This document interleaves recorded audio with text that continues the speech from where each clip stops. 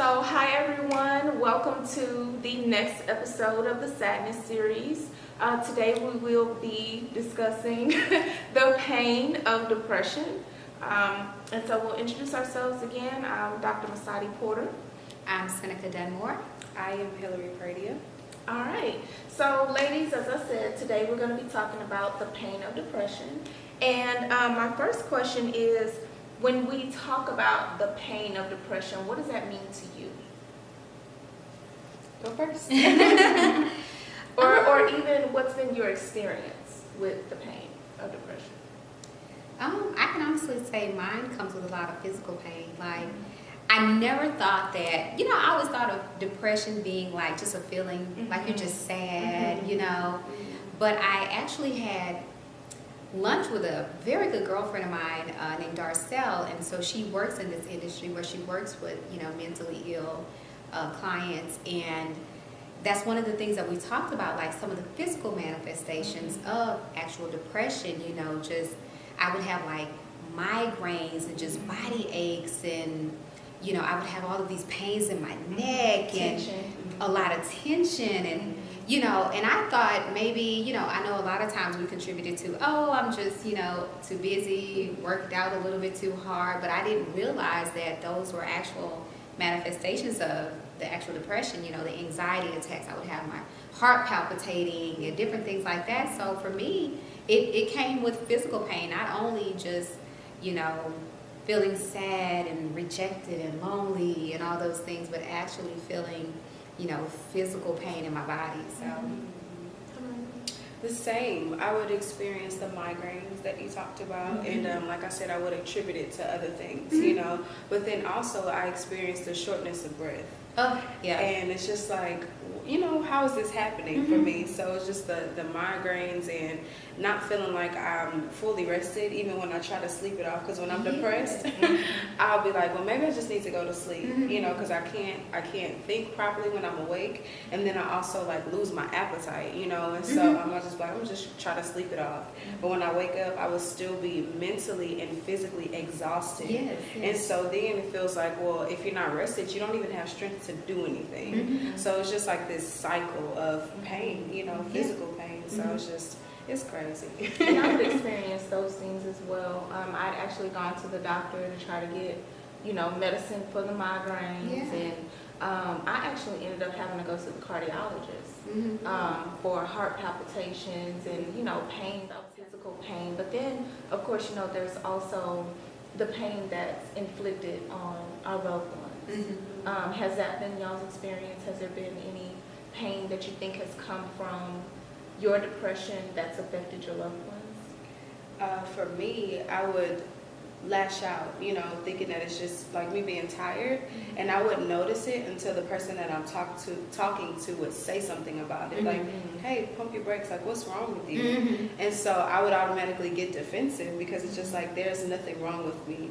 I'm trying to convince them that it's nothing wrong while trying to convince myself that it's nothing wrong, and so that's kind of like what I've experienced too with that. Yeah, that's a good point, because I think when we're depressed, sometimes it manifests itself as anger or irritation. Yes. And people just think when it's depression that it's just the tears or just the sadness, like you said. Right.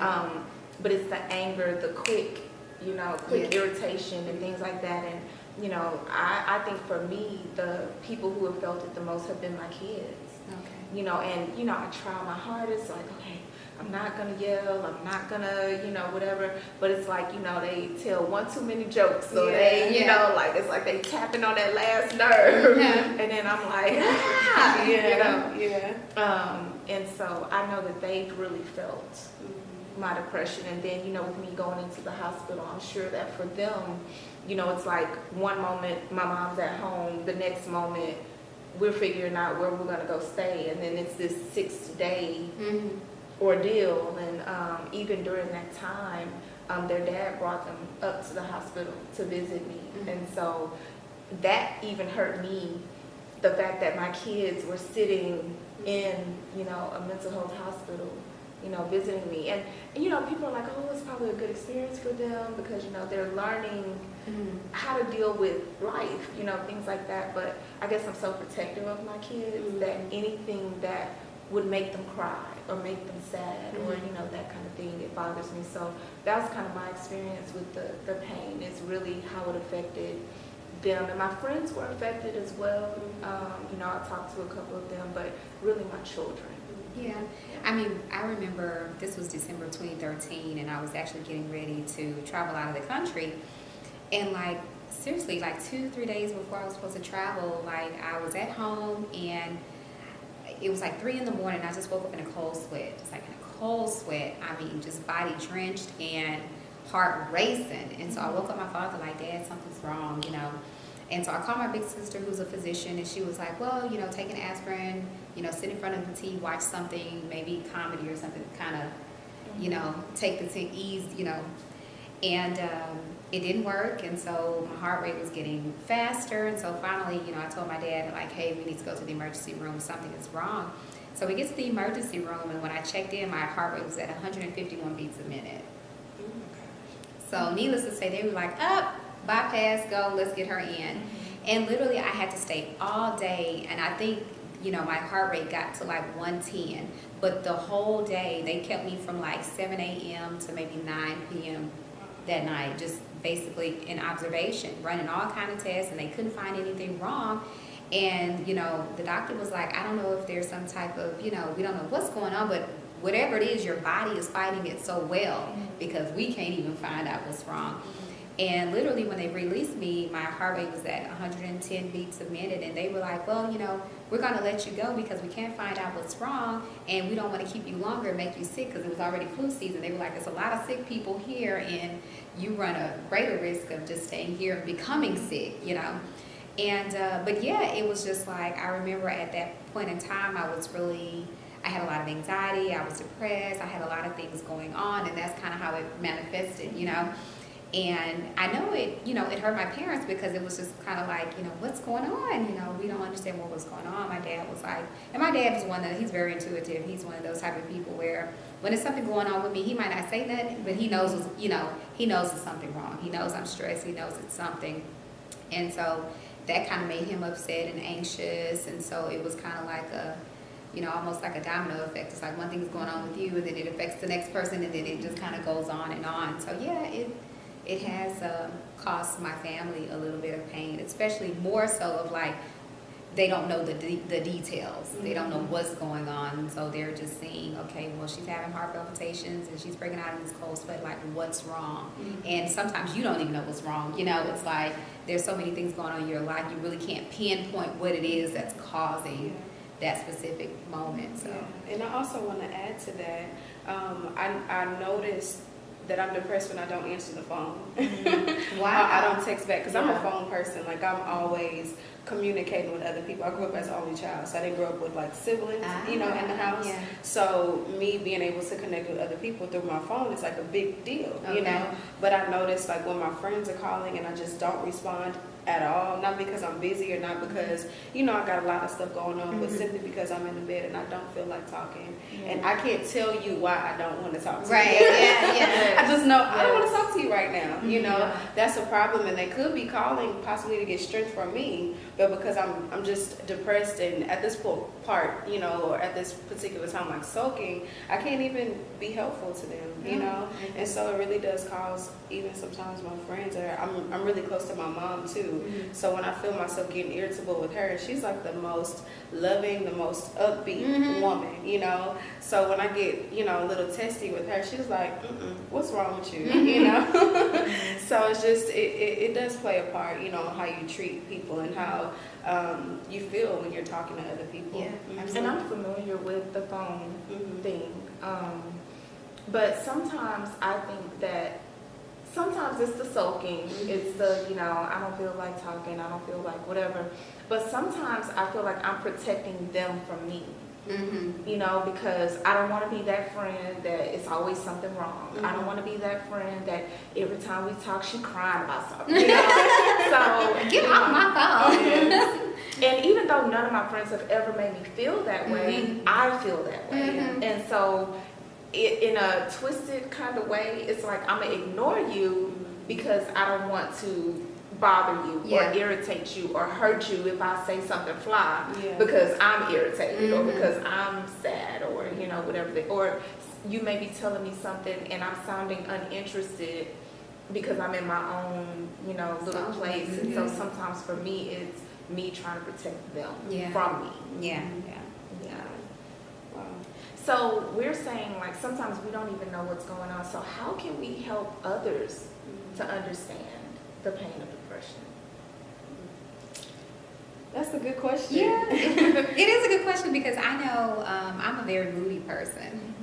And so sometimes, but I'm also always upbeat and very vibrant. So when I go into these moments of solitude or isolation, people automatically assume like, uh-oh, something's wrong. And sometimes it's really not that anything's wrong. It's just I need to decompress. I need some alone time. I need to rejuvenate.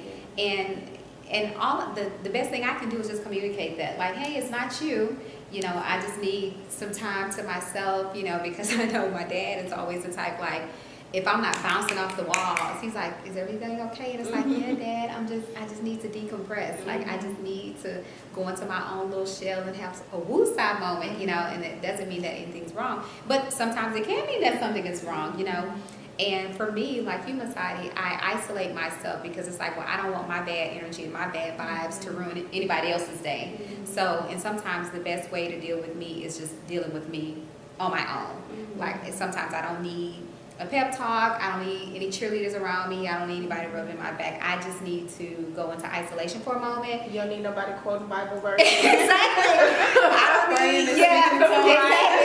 I don't need anybody speaking in tongues and and slaying in the spirit and all that. It's just like, exactly. Like I just need a quiet moment. I just need a quiet moment. And that's probably why I love missions so much, because sometimes getting outside of myself and helping somebody else helps to bring me back to myself, if that makes any sense. So for me, I would say benchmarking or having people that know you and that you can trust with your emotions. They can help identify those things within you. yeah, that's good. Because that intimacy is there that builds that trust. And so when I know that I can trust you on my worst days and in those worst moments, then you can sometimes help identify those things when I'm not strong enough to admit it to myself. Yeah. Because sometimes it's hard to even admit it to yourself, just out of pure embarrassment. Embarrassment doesn't always happen when we're on a platform or just talking to people, but sometimes you're embarrassed at yourself, like, dang, like, how did I get here? Or how did I allow myself to feel like this? Why am I even feel like this? First of all, I'm too old for this. It's all of those different things. But when you get around people and you allow yourself to let those people in that trust zone, I feel like they can help. So for those just watching, I think that it's good to have those people that you trust. It may not be 15, but it may just be 2 people, 2 or 3 people that you really trust. And even if their understanding is simply she's in that place, they don't necessarily have to have a medical understanding or okay, so when she's here we got to do but just a simple she's in that place, and so what she needs from me is ABC. And whether that is leave her alone, whether that is I know she's not going to answer the phone, so I'm not going to call, but I'm going to shoot her a text and let her know that I'm thinking about her. Yeah. Things like that. With those friends, like you said, that that you trust. So how do we ease the pain? I think you mentioned a little bit already about going on missions. It's one way that you kind of ease that pain. Anything else that... I listen to music and I love to drive. Really? Like I absolutely love driving. I hate driving in Houston traffic. Yes. That's the time. But like around, I would say like 1 or 2 o'clock in the morning, I would literally get in my car and drive around Houston. And I know this sounds completely crazy, but I just get, first of all, nobody's awake.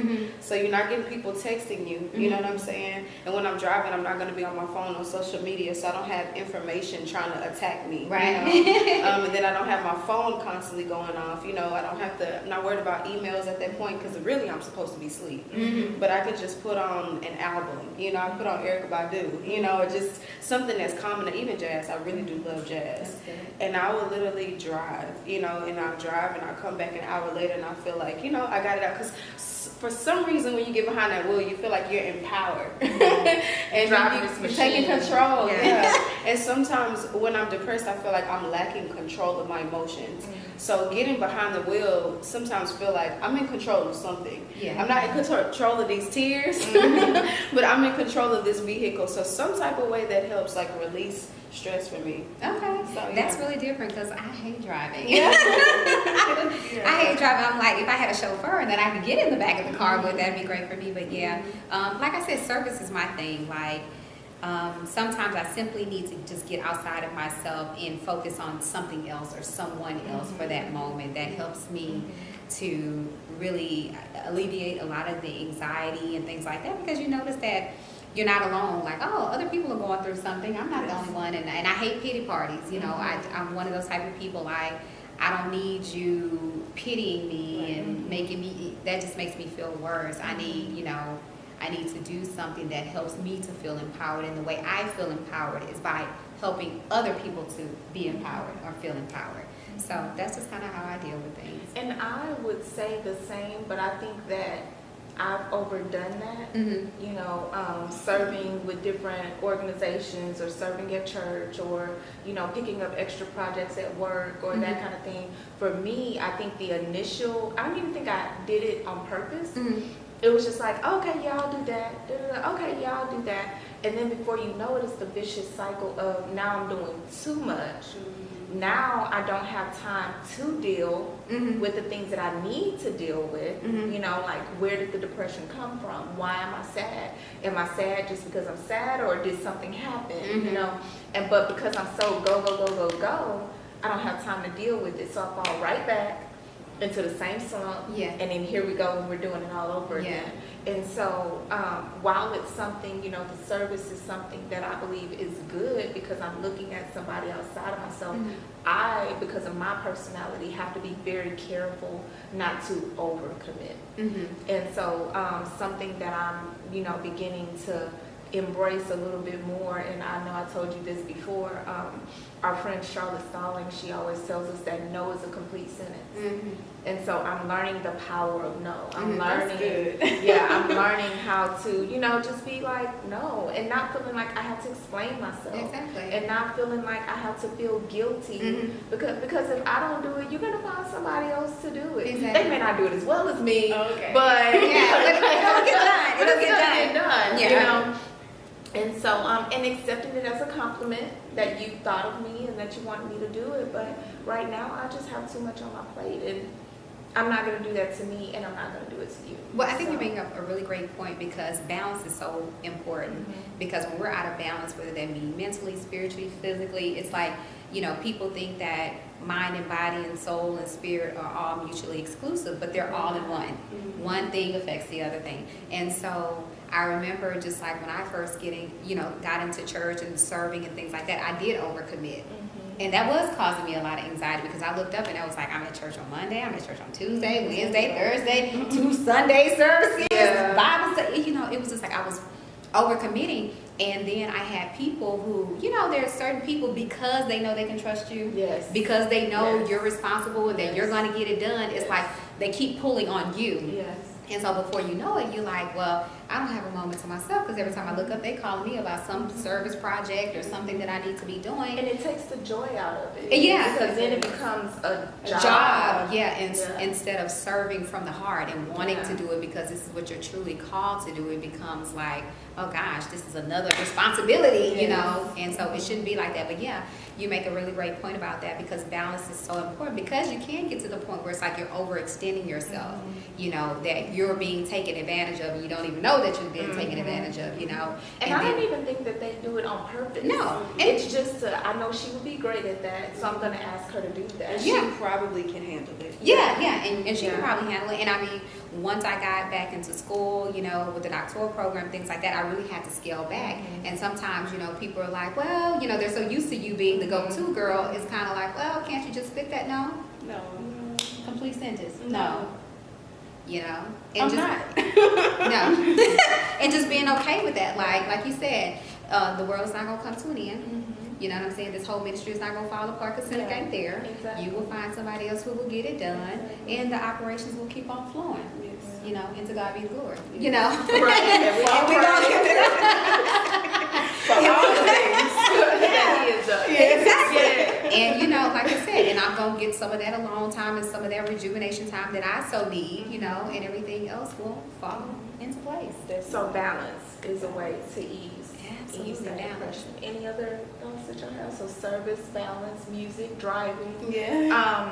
exercise as well. You know, and everybody's not going to be doing CrossFit. Everybody's not going to be, you know, swimming 50 laps or you know Not I. any of that. Definitely not. But even if it's just, you know, walking, taking some time around your neighborhood, you know, something where you're disconnecting. I think disconnecting every now and then is important.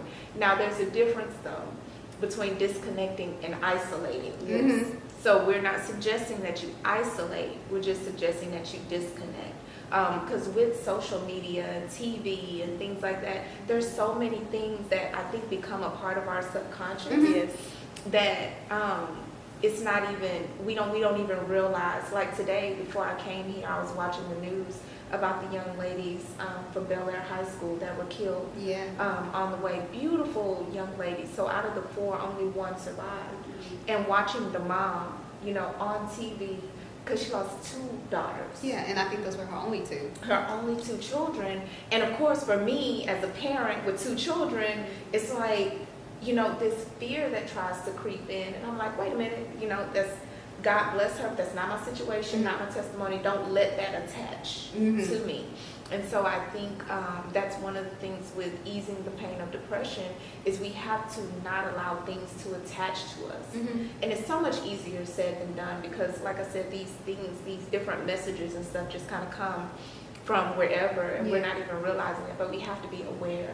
So awareness is one thing that I would say is not letting those things, and when we notice that they have attached, then we've got to fight against that to say, no, I don't receive that. I'm not going to allow that to, you know, become a part of how I operate. Because if I had allowed that message to attach to me, I'm driving my kids to school every day. I'm dropping them off. I'm picking them up. You're not going nowhere. You're not spending the night at nobody's house. You're not getting in the pool. You're not, Right, you know. now you're operating out of fear. Exactly. And so we have to not allow that to happen.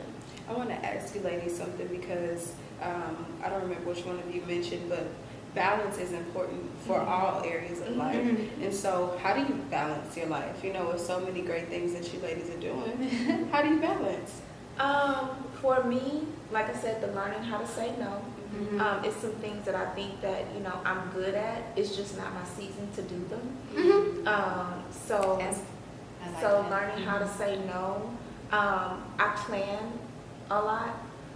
And I do that so that I don't feel overwhelmed. Because if I just let it sit in one big pile, the way I'm built, I'm just not gonna do anything. I'm gonna be like, okay, that's too, I'm gonna sit down. Yeah. You know, I'm gonna go over here and take a nap. Yeah. So for me, like breaking things down in pieces and saying, today, this is what I'm gonna focus on, and this is what I'm going to accomplish, and doing that. You know, and she's a witness to that. I'm like, okay, today I'm gonna focus on my website, Right. or today I'm gonna focus on, you know, and then when I get that accomplished, I can sigh of relief, and then move on to the next thing. Yeah. Yeah, so that's for me. I'm a list maker. I'm a planner. And if it gets, you know, messed up, I'm not so rigid. Right. That's the other thing. Some people get so rigid that when their plan is messed up, it just throws them into a tizzy. Right. So not being so rigid, but still having a plan. Yeah, you make a good point about that. Just planning. What I try to do now, I've gotten much better at this, but I wasn't before. It's just, you know, when me and Masada get up in the morning to pray, and I just, after we get off the phone, I pray on my own, and I just kind of ask God, like, what is it that you want me to do today? You know, like, what is priority for me today? Because not everything that I feel is a priority is really a priority. And then another thing, like, we've gotten so into this whole multitasking. Like, multitasking is the great thing, but it's really not. You know, because It wears you out. It wears you out, and then you become mediocre at a lot of things versus perfecting 1 or 2 good things, you know.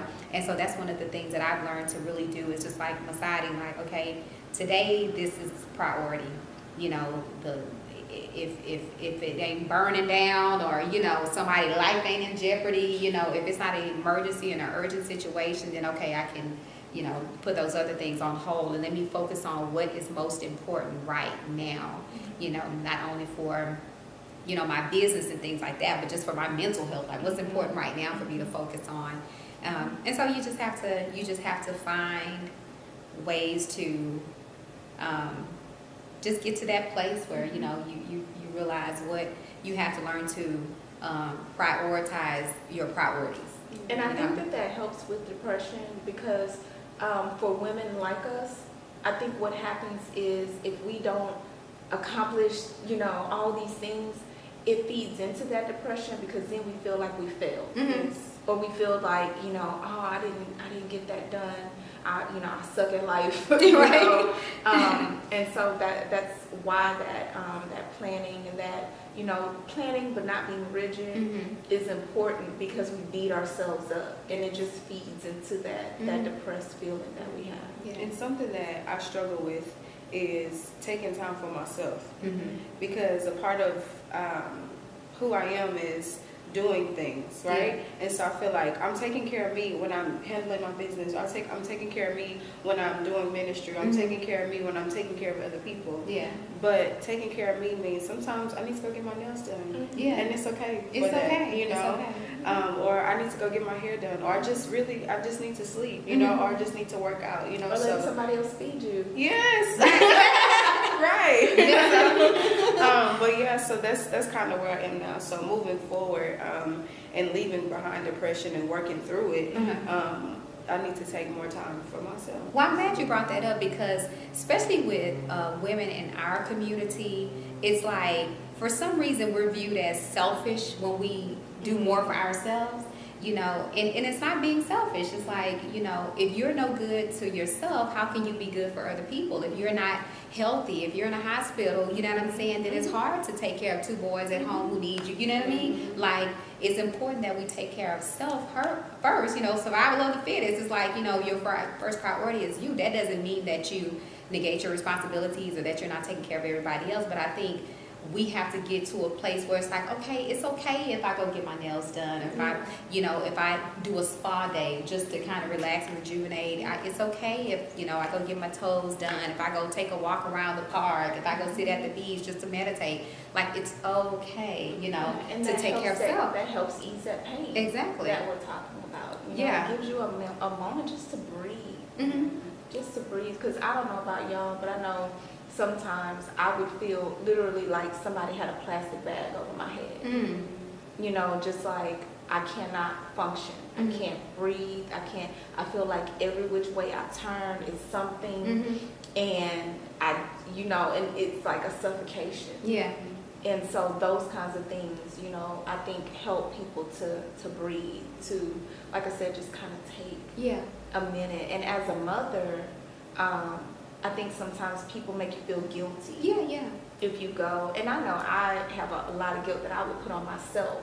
Like, oh, if I'm going to get my nails done, that's money that I could have been using for blah, blah, blah. Mhm. Or, you know, if I want to go somewhere and, you know, just have a 24 hours by myself, you know, we always, as mothers, translated that into, but my son asked for that. Mhm. Or I need to be buying groceries, or, you know, and not that we don't have groceries in the house. So Right, what am I right, tripping yeah. for, you know? But that mother guilt, especially being a single mother, Mhm. you know, it's like everything is about the children. Right. But after that, you know, that experience with the hospital last year, I had to realize, like what you said, what good am I, you know, because for those 6 days, they didn't have me. Yeah. You know, for those 6 days, Texas A&M continued. Right. You know, for those 6 days, harvest time continued. Mhm. You know, so it's like if I'm somewhere locked up, life is going to go on for Yeah. those who are not in there with me. Right. And so I have to take care of myself. And sometimes that means not taking care of you Mm-hmm. so that I can take care